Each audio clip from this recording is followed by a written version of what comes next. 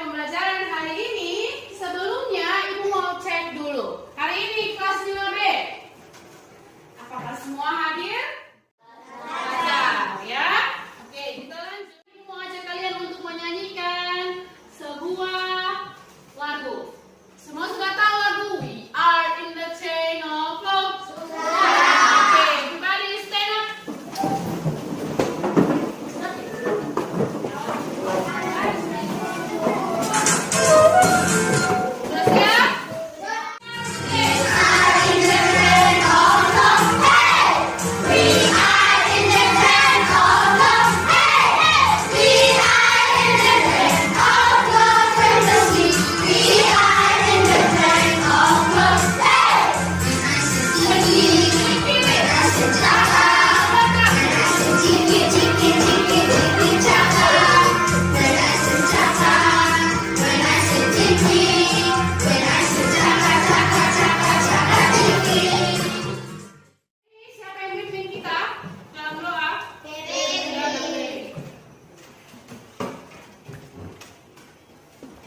Semua lihat ke Febri, ya?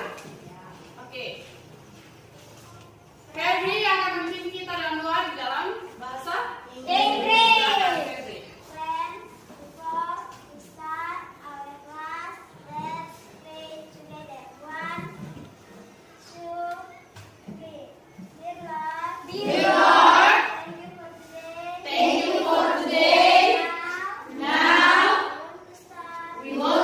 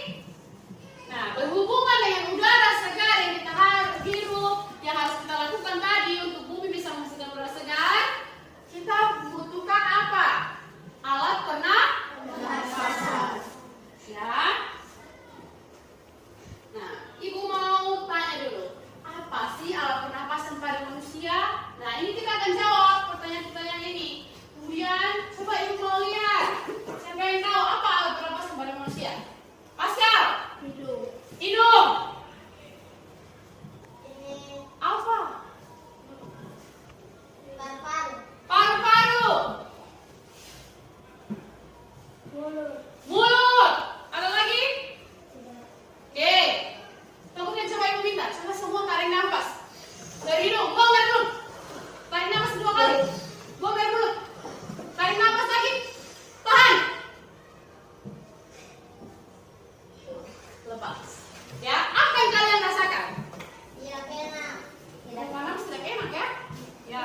Nah, hari ini kita mau belajar bagaimana sih bisa terjadi pernapasan pada manusia. Permainan kita bisa tarik nafas, bisa buang, bisa tahan, bisa tubuh kita bisa bertenaga kalau kita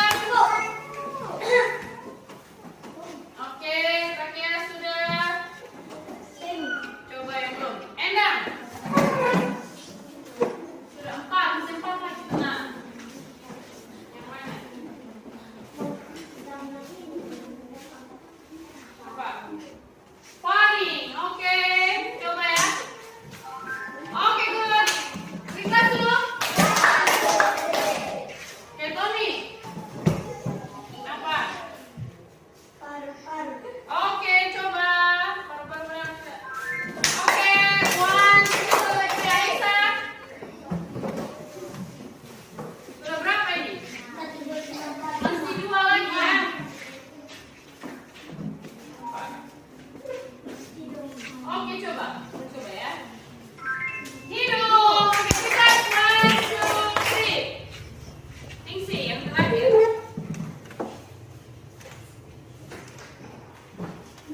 Apa? Oke, masukkan baju itu. Brown. Benar atau tidak nih? Oke, terikat. Oke, good job. Ya, semua 5B benar. Setelah kalian sudah bisa identifikasi organ-organ pernapasan pada manusia, Ibu mau tampilkan sebuah video yang menjelaskan tentang apa duduk yang baik, tentang sistem pernapasan. Bagaimana cara kerja, prosesnya bagaimana, sistemnya bagaimana. Manusia itu benar bernafas. Kita mau lihat sama-sama videonya.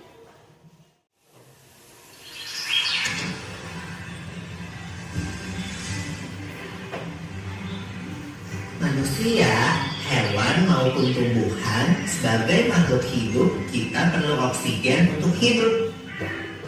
Waktu bernafas, kita mempunyai organ-organ yang bekerja sama dan membentuk sistem organ yang bekerja mengatur oksigen yang ada di lingkungan hidup sampai pada setiap sel yang kita butuhkan. Oksigen ini tidak tersedia di dalam tubuh makhluk hidup. Kita mendapatkan oksigen dari lingkungan sekitar kita. Bernafas artinya kegiatan menghirup atau memasukkan oksigen dari lingkungan hidup dan mengeluarkan karbon dioksida dan uap air melalui alat pernafasan kita. Kali ini kita akan mempelajari lebih lanjut tentang organ-organ pernafasan manusia.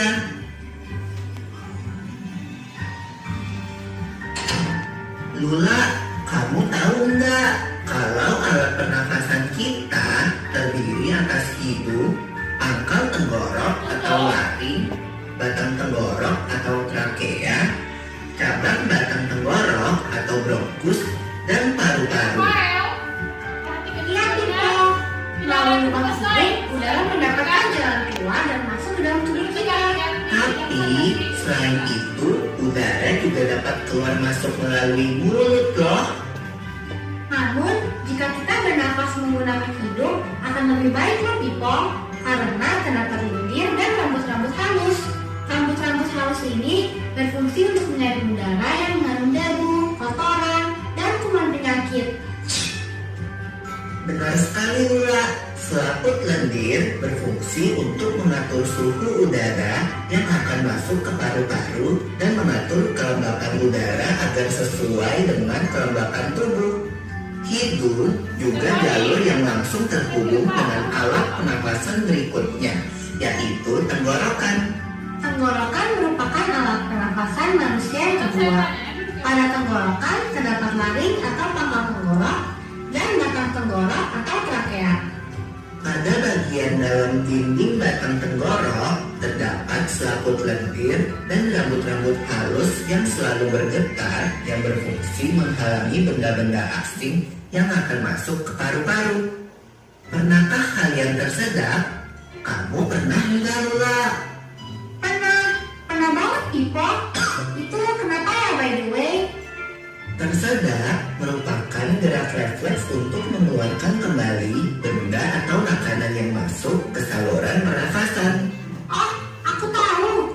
Gerak refleks adalah gerak cepat dan otomatis yang menanggapi rangsangan dari luar organ kan? Iya Lula.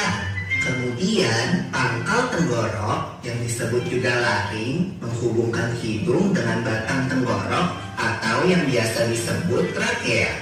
Pada ujung trakea terdapat bronkus, yaitu percabangan yang menghubungkan trakea dengan paru-paru kiri dan kanan.